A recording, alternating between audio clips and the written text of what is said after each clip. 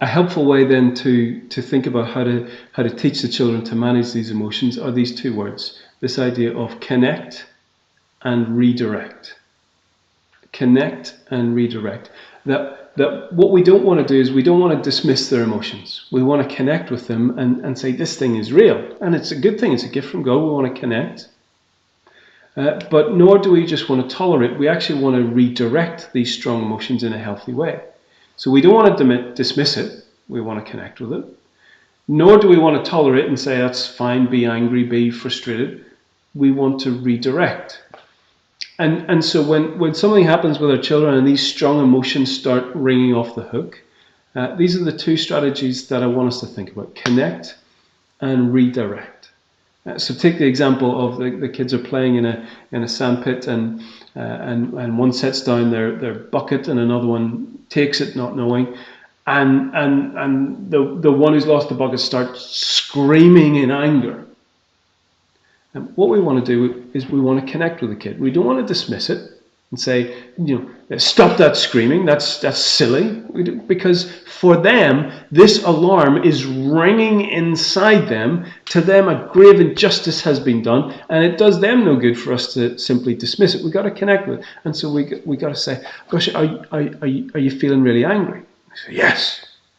I say, you feeling really angry because they took the bucket? Yes. Are you feeling really angry because they took the bucket and you were still playing with it? You still wanted it? Yes, yes.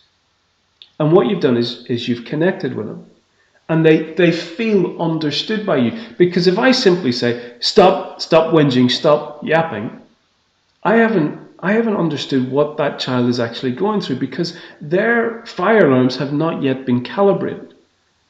They feel like a grave injustice has been done to them, and to tell them just to wise up, to settle down, to stop being so dramatic, doesn't help them. Actually, we connect with them.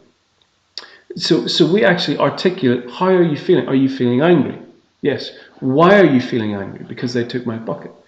And why is that caused a reaction? Because you still wanted to play with it. And you've put words to how they're feeling. They're feeling angry because the bucket was taken and they wanted to play with it. But now you can redirect and calm that fire alarm down, where you can say, actually, I don't think your brother or sister knew you hadn't finished with it. I don't think they were being mean. They just wanted to play with it. But how about you just say to your brother or sister that you were still playing with it? Would you mind if you could have it back? Or you were still playing with it. When they finished with it, could you please have it back? And what you're doing is you've connected with them to show them that you understand how they're feeling, because their fire alarm is screaming off the hook.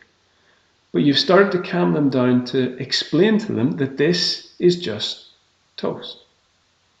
That actually we can resolve this in a way where they don't have to attack their sibling.